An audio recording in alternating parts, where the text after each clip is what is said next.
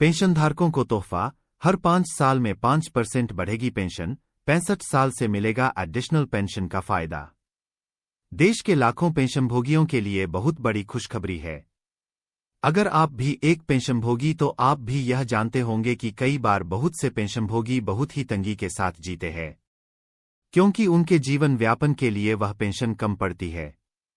इन्हीं बातों को ध्यान में रखते हुए संसद की समिति ने यह सिफारिश की थी कि 65 साल की उम्र से ही अतिरिक्त पेंशन का लाभ दिया जाए। वर्तमान के नियमों के अनुसार जब पेंशनभोगी की आयु 80 वर्ष हो जाती है तो उनकी पेंशन में 20% की बढ़ोतरी की जाती है, लेकिन काफी कम पेंशनभोगी ही 80 वर्ष की आयु तक पहुंच पाते हैं, इसलिए इस नियम का कोई अधिक लाभ नहीं होता है।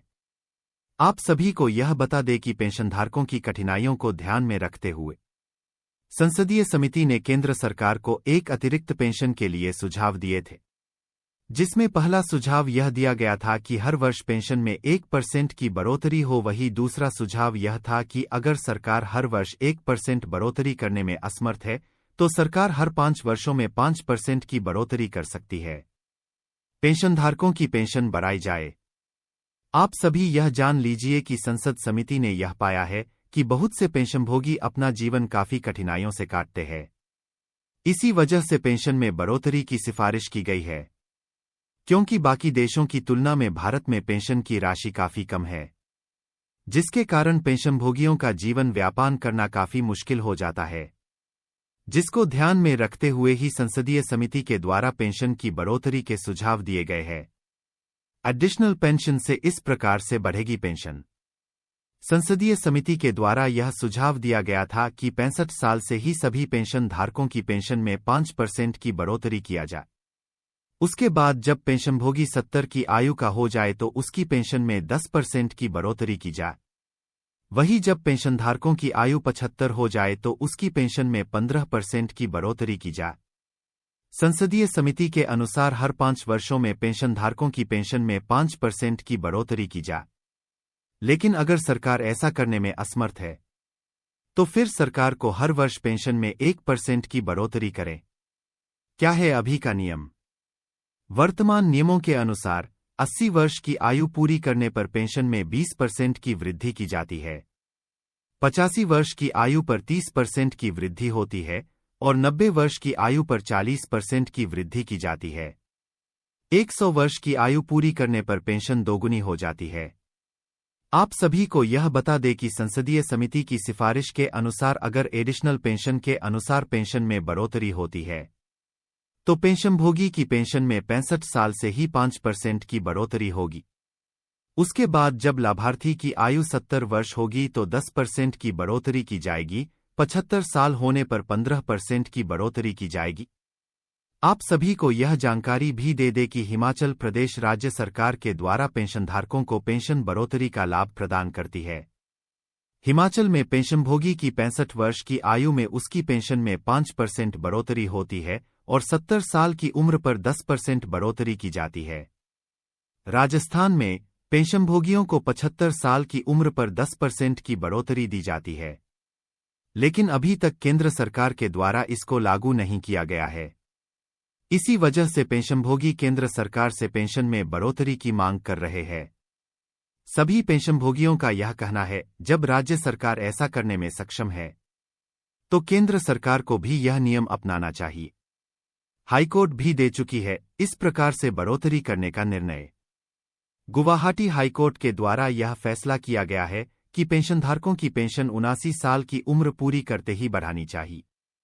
केवल यह ही नहीं बल्कि मद्रास हाईकोर्ट के द्वारा भी इसका समर्थन किया गया और दिल्ली एएफटी ने भी इस पर अपनी मुहर लगाई। इतनी चीजें होने के बाद भी अभी तक केंद्र सरकार इस पर निर्णय लेने में असमर्थ हुई है। केंद्र सरकार का बड़ा फैसला। आप सभी को यह बता दें कि संसदीय समिति की सिफारिश के बाद केंद्र सरकार के द्वारा सभी विभागों से पेंशनभोगियों का डाटा मांगा था। इसमें यह जानकारी थी कि कितने पेंशनभोगी 65, 70 और 75 साल के हैं। सभी विभागों के द्वारा यह डाटा केंद्र सरकार को सौंप दिया गया था। इसे मंजूरी के लिए वे विभाग के पास भेजा गया है। वे विभाग से जल्द ही मंजूरी मिल जाने की उम्मीद है, जब से नई सरकार का गठन हुआ है। इसके पश्चात सभी पेंशनधारकों को इसका लाभ प्राप्त हो सकता है। लोकसभा चुनाव के परिणामों के बाद केंद्र सरकार पेंशनभोगियों की अनदेखी नहीं कर सकती और इस निर्णय पर मुहर लगा सकती है।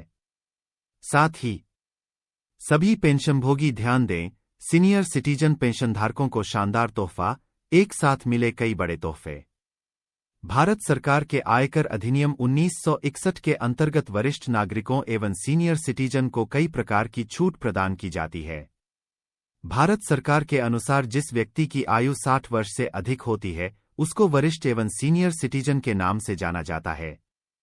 केवल यह ही नहीं बल्कि 80 वर्ष से अधिक आयु के नागरिकों को अति वरिष्ठ नागरिक कहा जाता है। आप सभी को यह जानकारी प्रदान कर दे कि सीनियर सिटीजन को कई प्रकार की छूट प्रदान की जाती है, जिसके बारे में यहाँ पर जानकारी विस्तारपूर्वक बताई हुई है। जानने के लिए दी गई जानकारी को ध्यान से पढ़ें। आयकर में छूट सामान्य नागरिकों के लिए 2.5 लाख रुपए की सीमा है, लेकिन वरिष्ठ नागरिकों के लिए यही सीमा बढ़ जाती है और 3 लाख रुपए हो जाती है। वही इसके साथ साथ यह भी जान लीजिए कि अति वरिष्ठ नागरिकों के लिए यह सीमा 5 लाख रुपए है। अग्रिम कर में छूट आप सभी को यह जानकारी प्रदान कर दें कि वरिष्ठ और अति वरिष्ठ नागरिकों अग्रिम कर के भुगतान के लिए छूट प्रदान की गई है, लेकिन तब जब आयकर वर्ष 10,000 रुपये से ज्यादा हो। पेंशन पर मानक कटौती आप सभी को यह बता दें कि वरिष्ठ नागरिकों को पेंशन पर 50,000 रुपये की मानक कटौती भी दी जाती है। चिकित्सा बीमा प्रीमियम आप सभी यह भी जान लीजिए कि वरिष्ठ एवं अति वरिष्ठ नागरिकों को स्वास्थ्य बीमा प्रीमियम या फिर चिकित्सा व्यय के लिए 25,000 रुपये की बजाय 50,000 रुपये प्रति वर्ष छूट प्रदान की जाती है। विकलांगता के आधार पर छूट आप सभी यह भी जान लीजिए कि वरिष्ठ एवं अति वरिष्ठ नागरिकों को धारा 80 DD के अंतर्गत विकलांगता के अंतर्गत प्रति वर्ष 75,000 रुपये से 1,09,000 रुपये तक की छूट प्रदान की जाती है। निर्दिष्ट बीमारियों के लिए छूट आप सभी यह भी जान लीजिए कि वरिष्ठ एवं अति वरिष्ठ नागरिकों कैंसर, एड्स, पार्किंसन, डिमेंशिया आदि जैसी कई अन्य बीमारियों के इलाज के लिए 1 लाख रुपए तक की छूट प्रदान की जाती है। वही अगर बात आम व्यक्ति की करें तो 40,000 रुपये तक की छूट प्रदान की जाती है। आप सभी को यह बता दें कि वरिष्ठ नागरिकों की आय का स्रोत केवल पेंशन या फिर जमा की हुई राशि का ब्याज है तो उन्हें बैंक द्वारा आयकर कटौती के लिए जिम्मेदारी होगी। इसके साथ साथ आप सभी को यह भी बता दें कि जिन नागरिकों की आयु 75 वर्षों से अधिक है उन सभी नागरिकों को आयकर रिटर्न दाखिल करने से मुक्ति प्रदान की गई है। आप सभी यह भी जान लीजिए कि वरिष्ठ एवं अति वरिष्ठ नागरिकों कैंसर, एड्स, पार्किंसन, डिमेंशिया आदि जैसी कई अन्य बीमारियों के इलाज के लिए 1 लाख रुपए तक की छूट प्रदान की जाती है। वही अगर बात आम व्यक्ति की करें तो 40,000 रुपये तक की छूट प्रदान की जाती है।